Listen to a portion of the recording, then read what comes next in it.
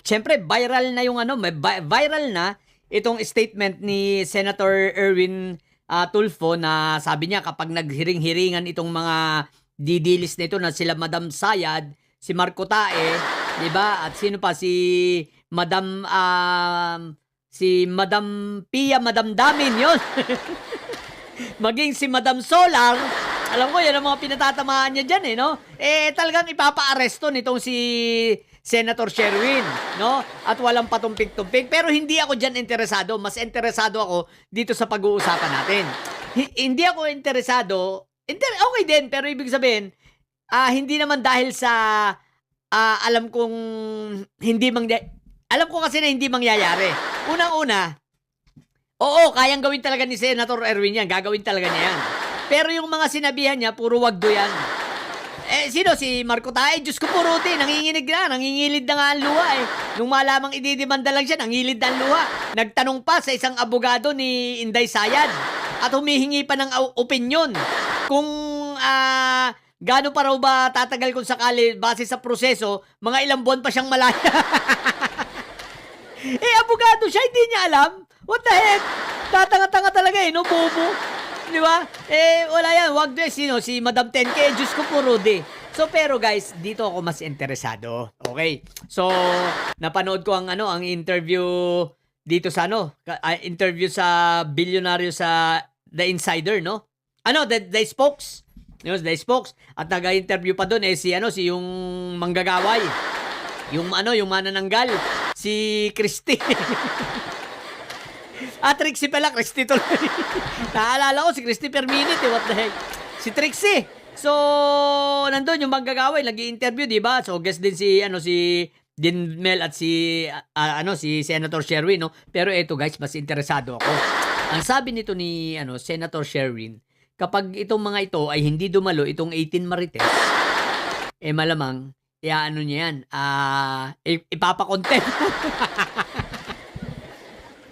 So, idadaan sa proseso, dediretso yan sa contempt. Pag hindi yan dumalo, pati malamang si Atty. Baluga. Tatandaan natin o mga didili, sasabihin nyo na naman, persecution na naman ito. Tandaan ninyo ang mga imbitado ron sinundan lamang ni Senator Sherwin, yung mga invited dun sa inilabas na invitation nitong si Pia Madam Damin. So, sinusugan lang nila yon Tatandaan nyo, kaya wag kayong bobo.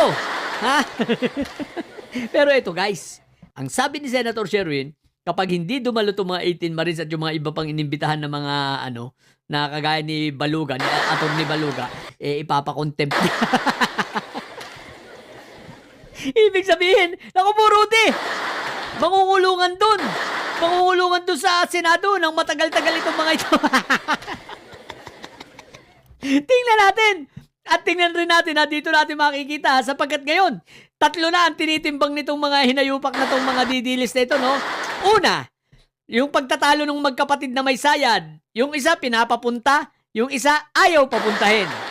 So, binabalansin nila yun kung sino kaya ang mananaig. At tingnan natin, pag may dumalo, sasabihin ko sa inyo kung sino ang nanalo. Kung si babae ba o si lalaki. Tsaka ko lang sasabihin kung sino yung ayaw at sino yung may gusto. Di ba? Pag dumalo na para surprise. No, di ba? Basta pagkatapos ng sa Monday Ngayon, hindi lang yun. Ngayon, may nadagdag pa. Bakit? Itong warning ni Senator Tulfo, Erwin, naku po Rudy, mag-iisip itong mga ito. Teka, dadalo ba tayo? Makukontempt tayo. Pag nakontempt itong mga to, ipahuhuli ito. Ipa-aresto at matutuluyang magtago. Alalahanin natin may contempt power ang Senado. Ang tanong, ay mapupuno yung kulungan sa baba ng Senado, kakasya baga. Katulad ng dati, katulad ng ginawa ni Jingay, total si Jingay ang may pasimuno nito, ipinakukulong niya saan? Sa Pasay City Jail.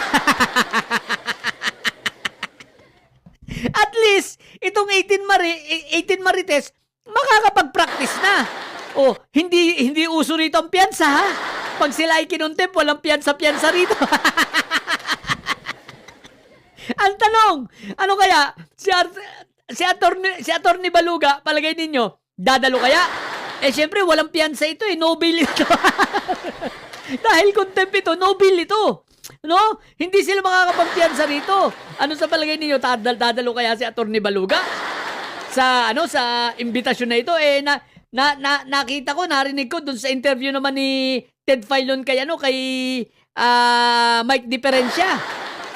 Ang tinitimbang nila kung ano daw ang sasabihin nitong anong sasabihin nitong si Madam 10K, no?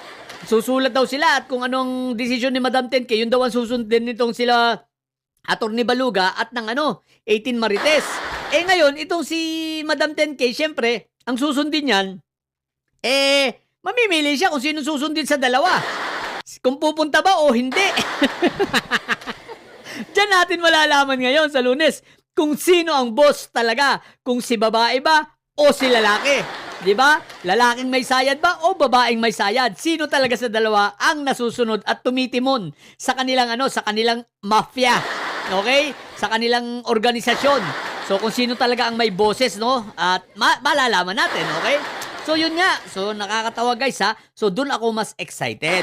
No, sapagkat yun makatotohanan talaga yun. Makatotohanan yun, yung pagko-contempt.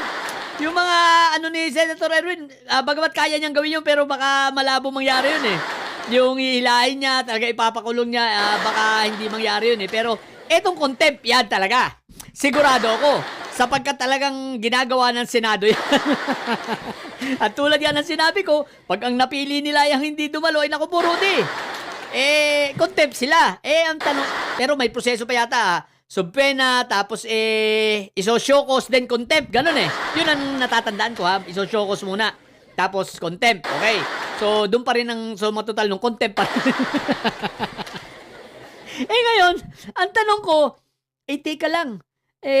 Pag itong mga ito naman ay dumalo, bubusisiin naman sila about kay Loren at kay Villar. Ay, saan nalulugar? Isipin mo, baka on the spot, pag binusisi na magagalit si Lore, sasabihin ni Mother Solar, sinabi ko pa namang mga bayani kayo. Tapos, ganyan. Sasabihin lang nung 18 Marites, ay sorry na po. Napasama kasi nung una pang affidavit yan. Nandyan na kayo eh. Mali kasi yung gumawa ng script eh. Di ba ka? Paano yun? Di ba ka? So, grabe ang pagbabalanse at ang problema ng 18 Marites ngayon. No? Ang laki ng problema nila kung paano nila ito lulusutan. Bobo kayo mga inayupa kayo eh. Kaya tingnan natin. Anyway, okay lang yung makontempt kayo, at least makakapag-practice kayo. Tingnan nyo si Diskaya, kailan na contempt, ang tagal na kakulong. Tapos sa Lunes, ano mangyayari? Itatransfer na, dire-diretso, wala nang layaan. Baka ganun din ang mangyari sa inyo, mga Marites, no? Malay mo, labasan ngayon na warrant bigla, wala rin yung layaan.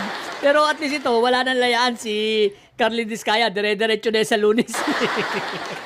Dahil inisyuhan ng warrant ng Bulacan, di ba ka? So yun lang, so abangan natin, doon ako mas excited. So tingnan natin ang mga susunod na mangyayari dahil sa mga bobong didilis at may sayad na nyo, ang tatay nyo ay preso, ang BP nyo ay bobo. At hindi kayo mga bobong may sayad sapagkat may sayad.